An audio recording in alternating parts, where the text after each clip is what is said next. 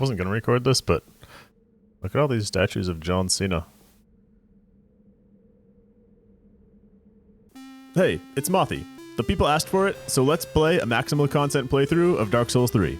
To put the gimmick in simple terms, I'm trying to play my way through Dark Souls 3 in a way that maximizes NPC dialogue, completes all quests, takes advantage of significant enemy weaknesses, and uses all items for their intended purposes, for example, throwing the firebombs they give you in Cemetery of Ash against the first boss. Everyone knows the Dark Souls 3 world is much more linear than the previous games. There's no choice of order on how to collect 4 Great Souls, and there aren't key items we can cleverly sequence by visiting hither before thither. There are not obvious elemental resist rings that neuter the bosses, since this game mixes up the damage types a lot more. Midir and Dancer are Dark Fire. Sullivan and Aldrich are Fire Magic. Dedicating 2 ring slots to cover just a portion of the boss's moveset isn't worthwhile in Dark Souls 3. And on offense, this series historically tries to exploit elemental weaknesses, but there are fewer bosses with those big asymmetrical elemental resistances here. Among elements, lightning is almost never terrible and is strongest against some of the toughest bosses in the game, so if we simply main lightning, we're already pretty much covering boss weaknesses as intended. So what does Dark Souls 3 have that makes for a unique NPC content plus using items as intended run? Well, this game loves to let you do half of an area, then make you turn around bright eyes and back out before you ruin somebody's quest. But do not worry, this video is going to unravel the pretzel of NPC quests in this game and show you how to avoid all of the lockouts. Notes on what this run does not include: Anri's quest. The first half of it coincides with Yuria's, but this would be an unforgiving comment section if I didn't do the Yuria quest, and that does lock out some Anri bits. Orbeck's quest is way cooler than killing him under peer pressure, so we don't assassinate him just to please Yuria. And as usual, I don't bother with covenants unless they gate other meaningful content. There are also some bosses with 20% weaknesses to Blessed or Abyss Slaying that 3 videos ago Mothy would have done, but using those weapons prevents you from using elemental infusions, so it's a trade-off that I make. Do look forward to a couple of extremely specific bits of NPC content, Dark Souls 2 style, that I will point out. Several of them are in the end of the final DLC, alas. Oh, and there's one more thing. Cover Alluring Skulls in pig blood and take them to prom, because they absolutely carry this game. That's our hook. We're gonna spam Alluring Skulls and make carry references. For once, we're actually free of high stat requirements just for some silly line of dialogue. Having to pick my build is this crazy new level of responsibility I'm not sure I'm ready for. At least our starting class is chosen for us, since clerics specifically get special content later on. A strength faith build sounds good to me, so call me Final Fantasy 13, cause lightning returns. We make a cleric as prescribed. Enjoy that? 13 luck. Sucks to suck. I named myself Lordran, but Lands Between is also a good character name. You'll see.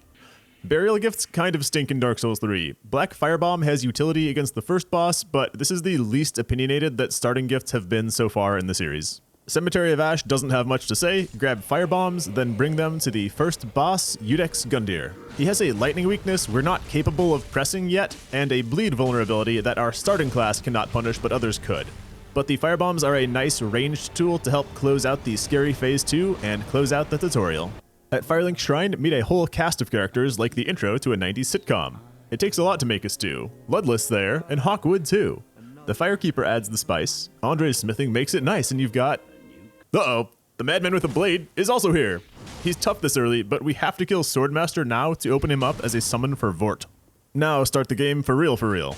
In Highwall, there are 2 early gold pine resin. We don't need these immediately, but they aren't freely available for a long time, so treat it like your grandpa's mattress and stash the gold. A Mimic contains a deep battle axe, which is a nice occult club moment. The coming boss is weak to dark, and this is our best, if not only, reasonable dark access by then. Draw a card when this wistful cell key enters the battlefield, then use it to free Greirat from his cell. He trusts us with a ring to pass on to somebody named Loretta. Meet Emma, who hands us a banner, then summon Lion Knight Albert and Swordmaster to challenge Vort of the Boreal Valley. Vort has a fear of the dark. Fear of the dark! He's got a constant fear that something's always near. Punish him with that deep battle axe. Annoyingly, there is not a single tool for mitigating or curing frostbite this early, so do your best to think warm thoughts. In Undead Settlement next, meet Billy Yole and return him to Firelink. Loretta's bone is then found pretty early, so we have bad news next time we see Greirat. Head first to the cliffside part with all those wretches and meet the caged madman who sings us a silly song. Jump in this giant's cage to get yeeted down to a pit where we meet Hodrick. It's the only time he won't be trying to split our skull, but he still seems unstable. Bone out, and then return to that cliffsap area and snip the rope on this corpse. Let that body hit the floor, let that body hit the floor, then you can loot a flame stoneplate ring from it. Hodrick indeed invades us just a little bit later, and it's nice that we have context on his whole psychopath covenant beforehand. Approach this white birch tree, which is currently being protected by arrow shot from a distant giant. We need to collect a white birch branch from here before we can pacify the giant though. Chicken and egg situation. I do think you could pick white birch branch as your burial gift and befriend the giant before ever coming this way for an easier time if you wanted to. The other important pickup in the area are the Mortician's Ashes. Then we're gonna meet— Stop right there, criminal scum! Right. Before continuing an undead settlement, we have to make a firelink trip. Turn in Mortician's Ashes to the handmaid, and she will sell charcoal and human pine resins. Human pine resin is pretty blank this run, but the charcoal ones are nice and cheap, so grab a few to augment weapon damage against elite foes. Lore note, it's kind of gross that the Mortician's Ashes let us buy those two specific resins. They're the remains of the bodies this Mortician was processing. But the real reason we came to Firelink now is to buy the grave key from the handmaid. She also sells a meager 6 alluring skulls. We're gonna stretch these like butter scraped over too much bread. Deliver Loretta's bone to Greirat, then with 2 save reloads, he will offer to scavenge the undead settlement, and we say yes. Meet Yol again for more dialogue, and use his draw out strength to draw out strength, the stat. This nasty boy hollows us, but we have to use this option 5 times before defeating the Abyss Watchers. Back to the settlement and meet Cornix now, who's happy to join our crew in Firelink. Also meet Aegon Targaryen, who is initially dismissive of us. Let's win his friendship. Head into the sewers where rats try to ambush us, but Alluring Skull makes them a lot more manageable. Bloodbite Ring hardly matters, but grab it here anyway. Then, using the grave key, open these doors and rescue Irina. She says, come on, come on, come on, come on, now touch me, babe. Rescue her, then hit up Aegon again, and he becomes friendly. Siegvard shows up, then if we elevate, we can befriend the archer giant now that we possess a white birch branch. De-elevate, and Siegvard now wants help killing this demon. Flame Stoneplate Ring can help you resist damage here, or cash in a gold pine resin to end the fight faster. Afterward, grab a Pale Tongue down in the area for quest purposes later. The area boss here is Curse Rotted Greatwood. It has a mega fire weakness being a dead tree, but I'm unclear how much that matters if you're playing to the gimmick and hitting his buboes. While I smash these growths, have you considered smashing the subscribe button? I put a large amount of effort into these videos, and I am so very happy that a lot of you identify with the content both on a substantive and humorous level. We recently hit 7,500 subs here, which I'm frankly proud of and super, super grateful for. Hitting the good buttons makes a really big difference for me and helps get more eyes on my work. In exchange, I do promise to keep not doing pogger face thumbnails and long cringy intros. Thank you for your consideration. For winning the fight, we get the Transposing Kiln. Then Firelink is quite content heavy. First of all, blow some levels getting intelligence to 10. This is the only stat-based content threshold in the game, and we can reroll these points later, but we cannot defer hitting 10 int right now. Cornix has dialogue, having saved him. Irina has dialogue, having saved her. Leonard gives us the lift chamber key, having found the Pale Tongue. Hawkwood gives us a heavy gem, having killed Greatwood. And Ludleth accepts the Transposing Kiln to forge boss weapons. Greirat is also back with new inventory because we beat a boss since we sent him out. Our next area is the Road of Sacrifices. Titanite shards are suddenly all over the ground here. Dark Souls 3 has a heavy hand when it comes to weapon upgrades. They go from 0 to 100 really fast on availability for each tier of Titanite. Grab the Braille Divine Tome of Karim, then light this bonfire which will spawn Sirris in Firelink. Meet Anri and Father of American Education, Horace Mann, to kick off their long quest. Defeat Martin Lawrence to pick up the Farron Coal, and the Great Swamp Pyromancy Tome is in this water, too deep.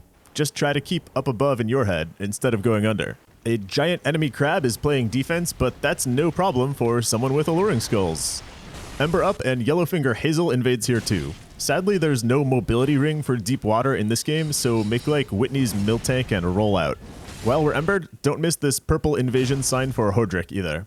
Meet Orbeck, who will agree to come to Firelink with us at 10+ int. We only have to promise to bring him sorcery scrolls, and he will abandon us if we beat Abyss Watchers without doing so. There are blue bug pellets up here too, perfectly timed for the coming boss. Pop one for Crystal Sage and summon Aegon to help. Crystal Sage? That's just 2 things Zodiac girls like. Should have been called Yoga House Plant. After the boss, you know I like to pack in errands before we return to the hub, so let's return to High Wall now and use the Lift Chamber Key to kill this Dark Wraith. Meet our stepsister, Sirris, who is standoffish for now.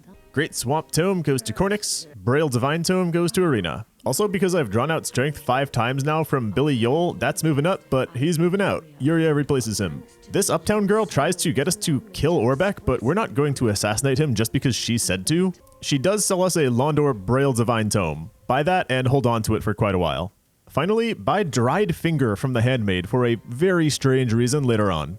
We can choose now between Cathedral and Farron Keep. Both answers are wrong, but start with Cathedral of the Deep anyway. Paladin's ashes are on the way in, and there's a poison bite ring on the exterior. This ring and these ashes are the best reason we get to do Cathedral before Farron Keep. Inside the chapel, meet Slave Knight Gale and touch his painting scrap to access the first DLC and light the fire for later.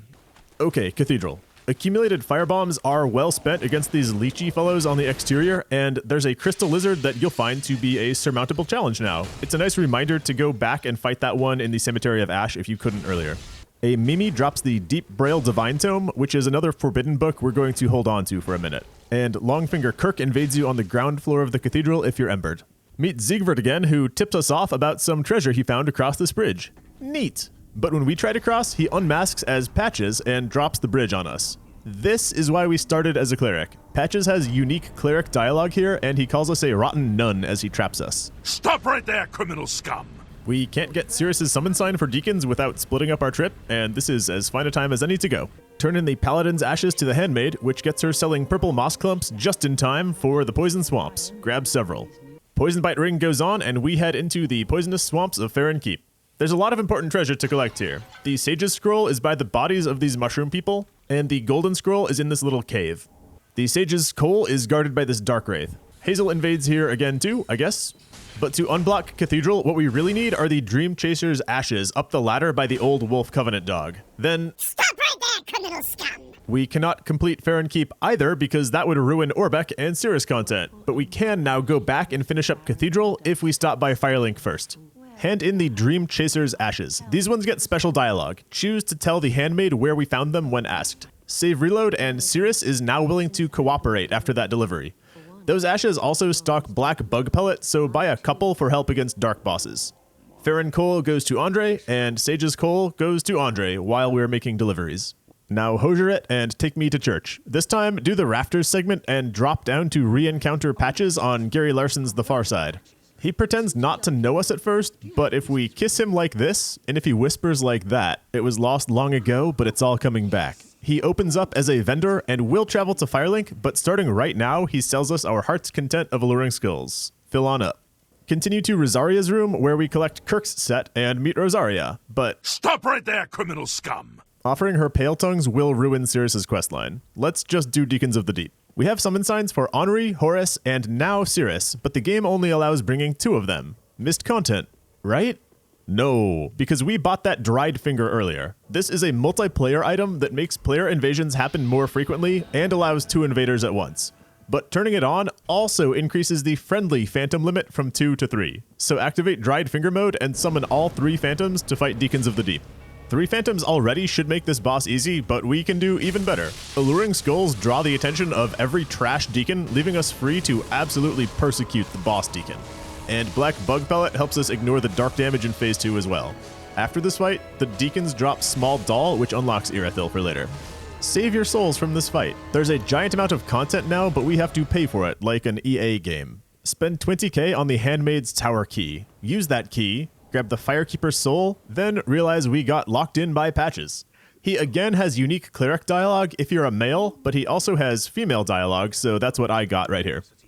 After escaping, meet Patches at his permanent friendly spot in Firelink. He talks about owing a debt to Greirat, and he's happy if we forgive him again. Now let's blow up Orbeck's phone. Meet him in Firelink, and he's worried we forgot our promise of scrolls. Good thing we did the first half of Farron Keep. Deliver Sage's Scroll and Golden Scroll. Purchase the spells Oral Decoy, Theron Flash Sword, and Pestilent Mist from him, then talk for a Young Dragon Ring gift. Then buy his 4th spooky spell, Spook, and he gifts the Silent Ally gesture and Slumbering Dragon Crest ring because we have shown we like this edgy assassin crap.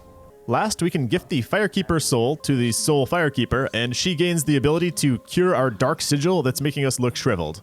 Stop right there, criminal scum! But don't in fact do that because that would prematurely end Yuria's quest, so just leave yourself ugly. Let's follow through on Farron Keep now with the Abyss Watchers boss. There are 4 candidate NPC summons, but we cannot bring Hazel without ruining Sirris' quest, and we actually only get to bring 2 of the remaining 3 even with the dried finger. I think this is for balance because one of the Watchers himself acts as our ally, kind of. I choose Londor Paleshade and Sirris over Blackhand Gotthard since their criteria are each less forgiving. After the boss, Firelink as usual has content. Come to think on it, they did a really good job having like 3 to 5 new Firelink developments for almost every single time we visit between areas. Hawkwood gifts us the Farron Ring, having killed the Abyss Watchers. Ludleth also changes up his dialogue because we've now killed a Lord of Cinder. And you can cash in the Watcher's Boss Soul for the Wolf Knight's Greatsword, which has a 20% damage bonus against abyssal enemies, which does include a few bosses. Aegon also shows up in Firelink now. We love that. Catacombs of Karthus are next. There's a Karthus Pyromancy Tome early, and we get a little Anri encounter. He lost Horus, but says he'll leave Prism Stones to help Horus find him. Save reload, and Anri has moved on and actually left a Prism Stone, like he said. Deeper down, Nightslayer Sorig tries to Night Slay us. He's got a big sword I'm pretty covetous of, but we don't get a copy quite yet. The Grave Warden's ashes are in this balcony area. Anri will be up here on the right, but we should find Horus for him first, because we're friends. So lure these jazzy skeletons onto the party bridge and allow them to have a workplace accident. Once it's stable, slide down, then tiptoe into Smoldering Lake. The ballista bolts aren't awful to dodge roll, but the spires are spaced out well so that you can line of sight them. Find Horus in this cave chamber, turned hollow, and put the poor guy to rest.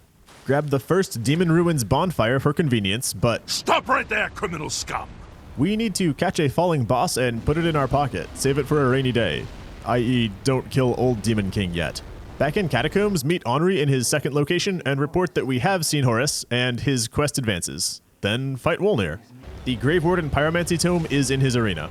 Wolnir takes 20% more damage from a blessed weapon, but like the Greatwood, following his gimmick overrides that. Just smashes Fitbits, and with no heart rate to monitor, Wolnir is defeated. Cross the bridge to Irithilthia and light the first fire, then Stop right there, criminal scum! this next stretch has our single most puzzly quest segment to unwind in the run. We want Patches, not Siegvard, to rescue Greirat for better content. First, send Greirat out to scavenge Irithil, having lit the first fire. Save reload for him to leave, and Patches will offer to rescue Greirat, since Siegvard is still stuck in the well somewhere. They will both return after killing a boss, but that boss should not be Sullivan, because we do want to rescue Siegvard before proceeding in Irithil. So head back to Smoldering Lake, and let's take on the old Demon King that we stashed away. Sorig is summonable, having beaten his Catacombs invasion, and multivariable calculus can come too, but we do need her to survive the fight. Use a red bug pellet to protect you from fire, but sadly standing in the water does not add a fire-resisting wet buff like in Dark Souls 2. With Demon King down, the Greirat knot is untied, but it would be a shame not to complete the Demon Ruins while we're here. It's a tough area, but we only need to loot a few key items and leave. Izalith Pyrotome and Quilana Pyrotome are both just lying around for the taking. Then there's a Sorig Hollow encounter near the bottom. Note, you can actually bring his Phantom to fight himself if you run this area before Demon King. Instead of that, we just clutched it with Alluring Skulls. Turns out Sorig doesn't understand the rules to The Floor is Lava. He drops the Fume Ultra Greatsword, which has no business being infusible, but it totally is. Gosh, are my stats spread thin. Firelink has so much content now. First, try to foist the Grave Warden Pyromancy Tome on Cornix for dialogue. Then be nice, and give him the Karthus one. Try to foist the Quilana Pyromancy Tome on Cornix for dialogue. Then be nice, and give him the Izalith one. Grave Warden's ashes go to Handmaid. Also, Greirat is home safe. Patches is back too, and it's finally time to buy his stolen Katarina armor set, then revisit the cathedral. Poor Siegvard is stuck, so toss the armor we just bought in the Wishing Well. It's a matter of fact, all our change goes to hell. Back to Irithil and look on down from the bridge. Find Sirris' summon sign and use it to help her fight Creighton. Wait, Creighton? My dear boy, I helped you in Dark Souls 2. I'm heartbroken. Anri is ahead in the Church of Yorshka, so speak to him and be careful you don't randomly attack any statues in these parts. Creighton is waiting to ambush us after church like the charity guy running a second collection. Get revenge for Pate and bury him. Then, did you know if you warp back again to the bridge, his armor set is where we fought him with Sirris? Grab these poop ashes in the sewer, then meet Siegvard in the kitchen. He's got a soup on. Share a meal, then move on to normally scary boss, Pontiff Sullivan. We get to abuse Dried Finger again though, and bring 3 summons to even the odds. Blackhand Gotthard, Londor Paleshade, and Anri can all come for this fight.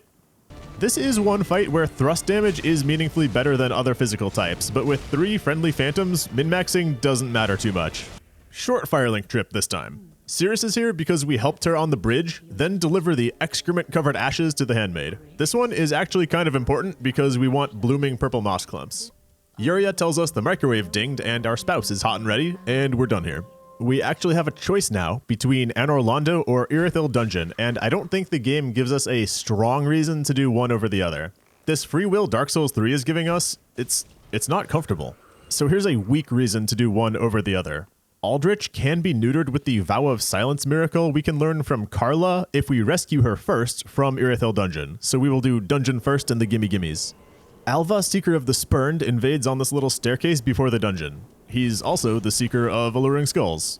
There are several key items in the dungeon, including the Dragon Torso Stone on the cliffside, Old Cell Key in the Basilisk Tunnel, where I'll point out the Mimic here crawls like a basilisk because it's mimicking what it sees, and the Profaned Coal and Xanthus Ashes in the lower cell block where those jailers patrol. I wish I had a cheese for the jailers, but at least I got their cool mask to use going forward. Also, speak to Siegvard and realize he needs rescuing yet again. In Profaned Capital and Profaned Capital accessories, Blooming Purple Moss Clump goes on the hotbar. They also gift you 3 right before hitting the swamps. A Cult Club moment. Even with Poison Bite Ring on, it takes so long to collect the items in the swamps, you're truly pissing away money curing your toxic, so honestly, going fast and healing through it is a better choice. There's a Curse Bite Ring that might vaguely help in Ring City, then kill this NPC atop the chapel for Logan's Scroll. Jailer's Keyring is up here too, then take a mighty leap through the open window back to the dungeon and liberate Siegvard with the Old Cell Key. Carla can be rescued too, and the Prisoner Chief's ashes are up near the first dungeon fire. Then we're ready to fight Pete Yorm.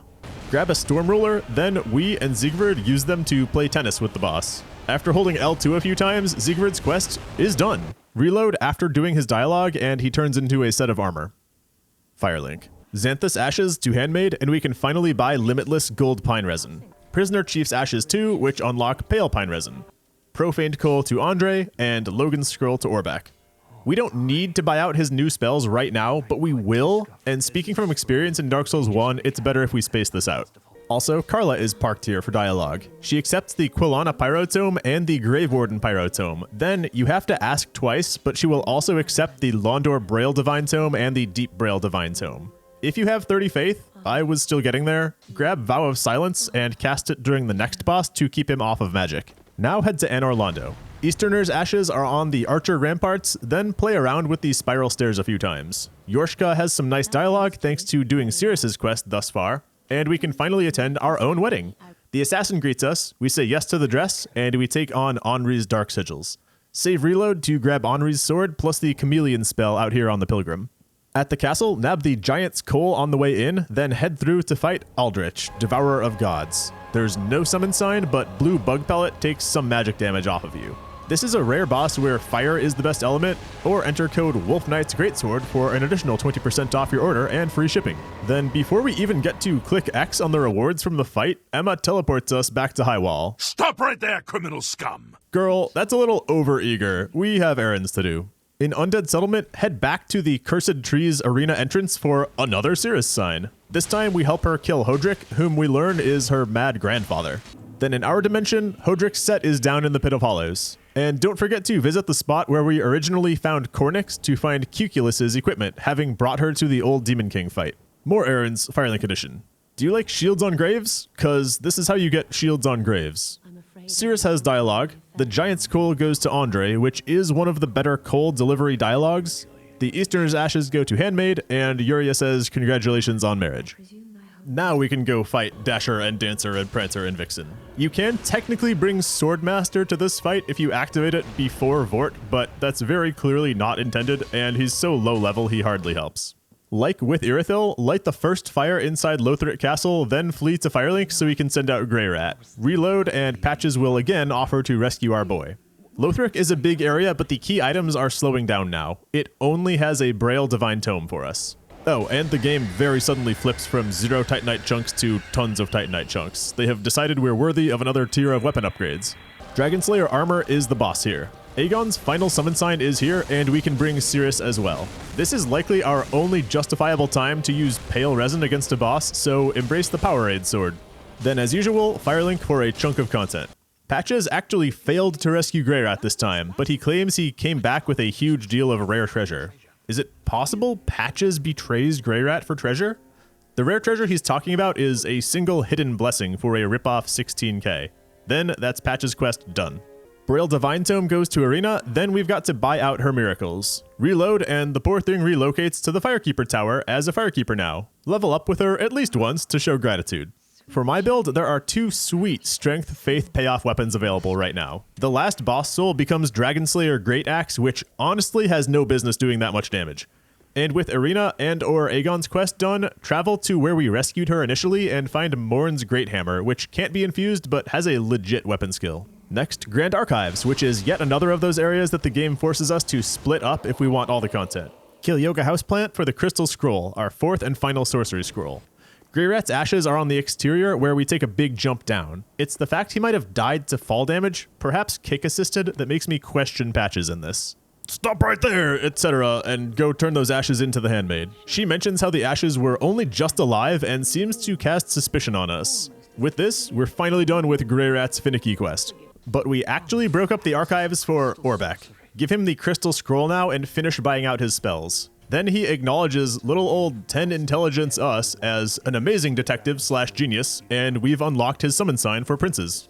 Speaking of, Sirris and Orbeck now both come for Lorien. Sirris ended up being more fragile than Orbeck for me here, but I finished phase 2 with just Orbeck after a single cycle. Then, having summoned Orbeck for princes, returned to the nice study area in the archives to find Orbeck's corpse on a table with his ashes. Firelink has quite a lot of content now. Orbeck's ashes go to Handmaid, and she again comments how warm they are, implying we're getting these people killed. She also sells Orbeck's clandestine coat now, which I call out because of how specific this was to achieve.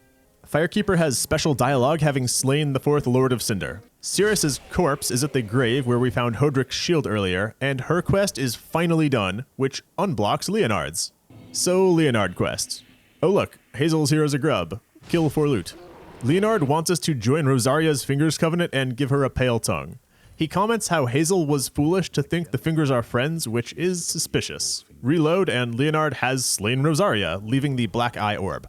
Let's go cash that in Anne Orlando. Use it in the Princess Chamber to invade Leonard and retrieve Rosaria's soul, ending Leonard's quest.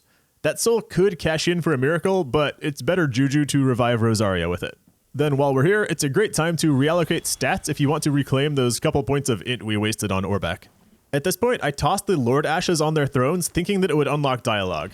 It does, but I failed to realize I actually cost myself a line from Ludleth after giving the Firekeeper eyes, so stop right there, I guess, in retrospect.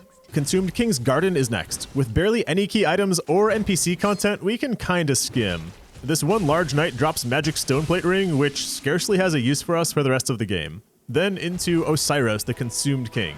This design is one of the most terrifying in FromSoft for me. It's that half-human thing Ludwig has going on too. Hawkwood the Deserter can be brought for this fight, but the real ally is this wall Osiros loves walking into. Thrust and Lightning are both best by a big margin, something the dragons have in common in Dark Souls 3. After the fight, grab the Path of the Dragon gesture on the way to Untended Graves. There's a Crimehild invasion that's no big deal, then champion Gundyr. We can summon Swordmaster for this fight though. He wields a bleed weapon, so if you use your own bleed weapon, you can complement each other's build-up, but I just bashed through with L2s from Dragonslayer Great Axe.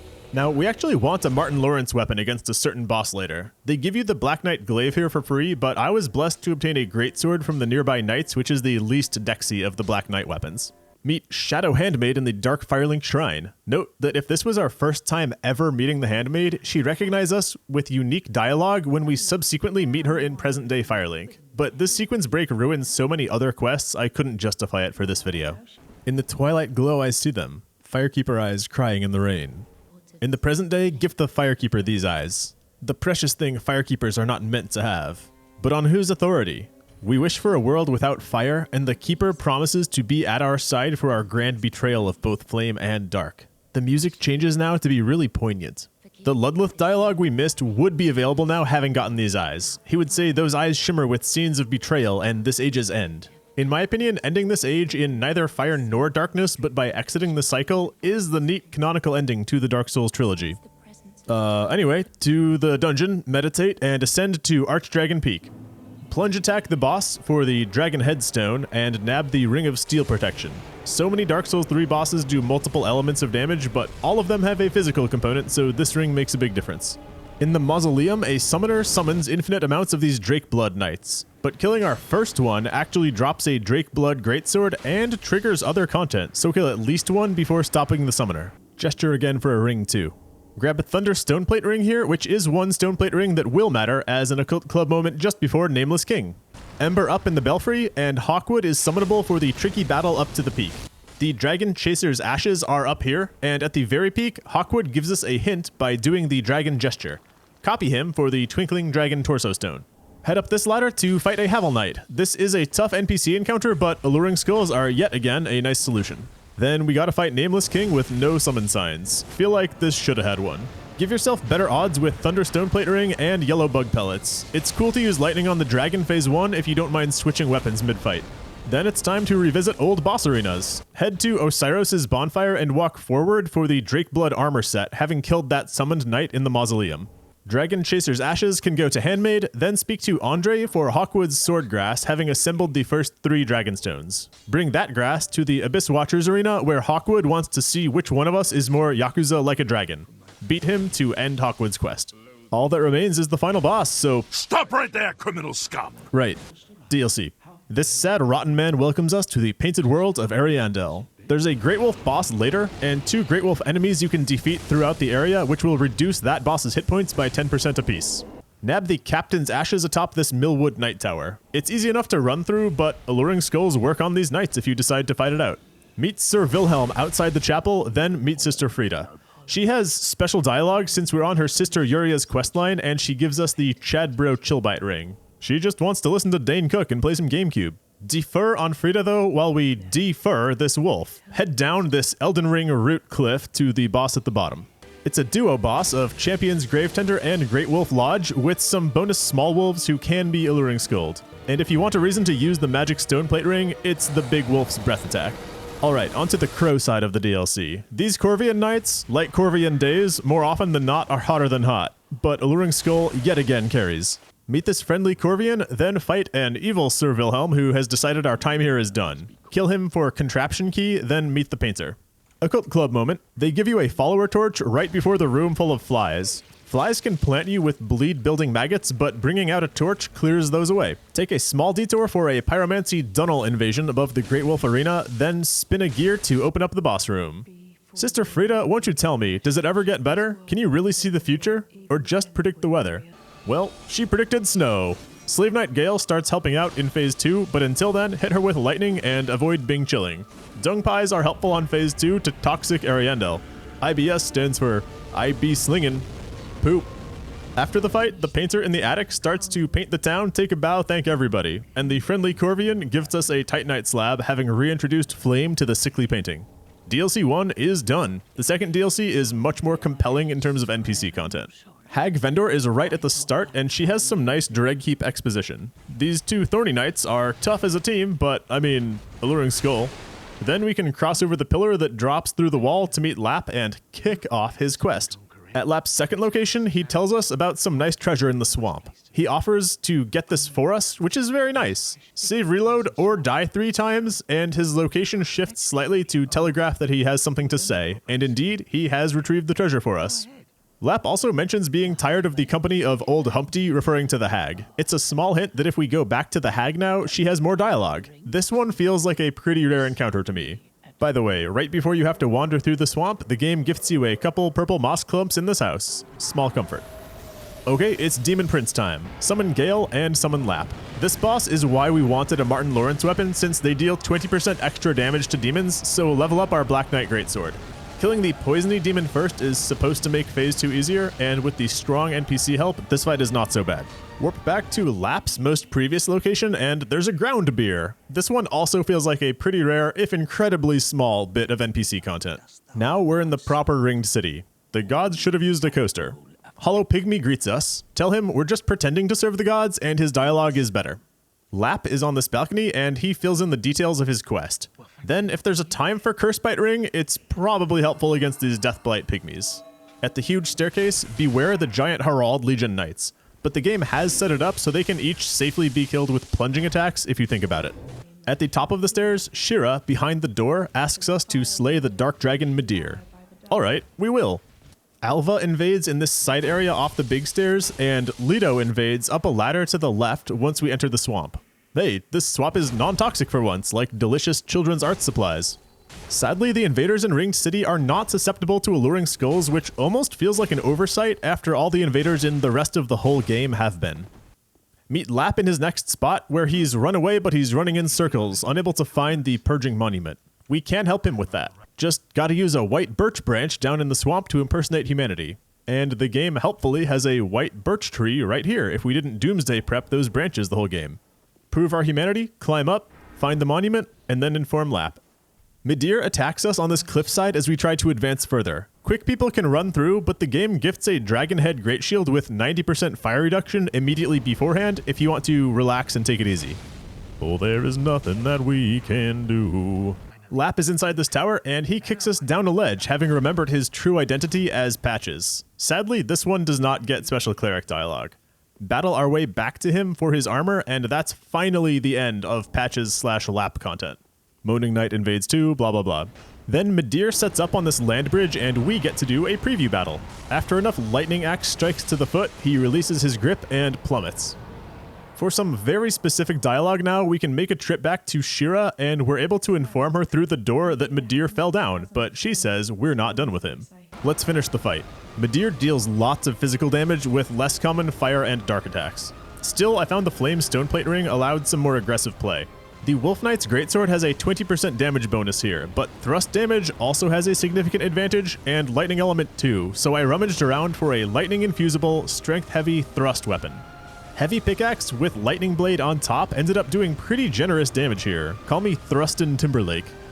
Guides for Midir are all, oh, attack his head, but honestly, our damage was sufficient to keep up good progress against his toesies. Plus, with Shira summoned for the fight, we actually benefited from the boss wasting time rearing back to try and blow fire on me while she was able to punish him with lightning from afar. Oh, lovely. It's the sunlight.